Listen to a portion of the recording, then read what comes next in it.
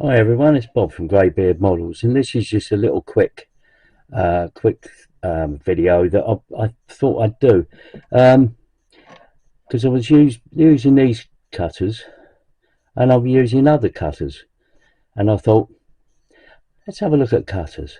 So have a look and see what you think.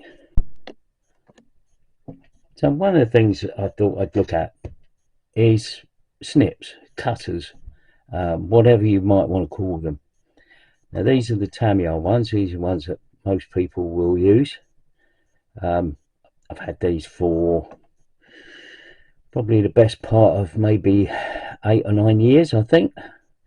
But yeah, these are really great for cutting parts off of sprues and stuff, because they've got a nice flat side there, and you've got the angled side there. So they do a good job cutting parts off of sprues. So that's those. The other ones, these are really good. These are by the ProTech modelling tools, and I got these from Dave Coley's Emporium here in the UK.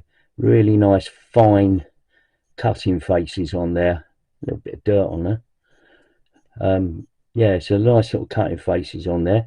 They're really good if you want to get into very tiny little areas, because if you can see there, the point of that cutter is very, very small, as opposed to the point of that cutter, which is, the Tamiya cutter, which is sizably bigger.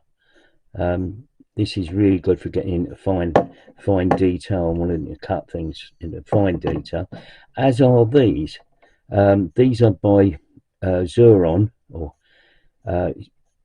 in America I think these are made, if I remember rightly.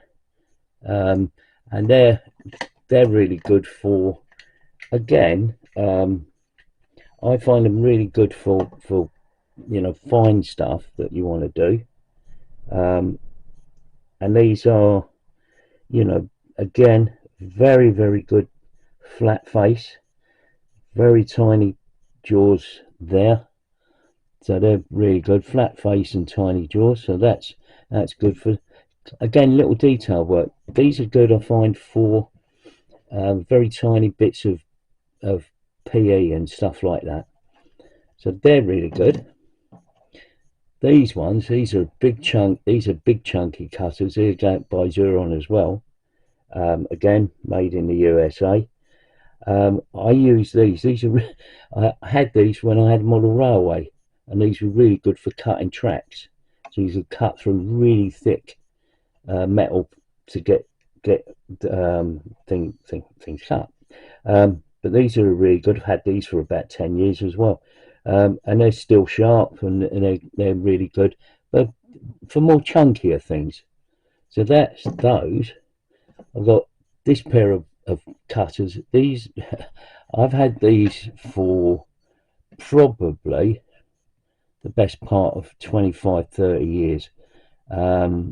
When I was doing electrical work, these were great for cutting cables and things, wires and stuff. And they're just on the rack because I might need them. And another pair that I've got here, these are by Xuron as well. Again, made in America, but these are very, very fine shears. So they're very good for cutting very fine PE stuff, and brass and things like that. So they're really good. Great edge to them, very fine. You can get into fine details there. So if you're trying to cut small parts off of a PE fret, something like that, these are better to use rather than using your knife and blunting a craft knife or something like that. But they're really good for that. So that's the cutters, all the different cutters that you use, and it's worth having the different tools. You may see it as quite expensive, and it is, I think.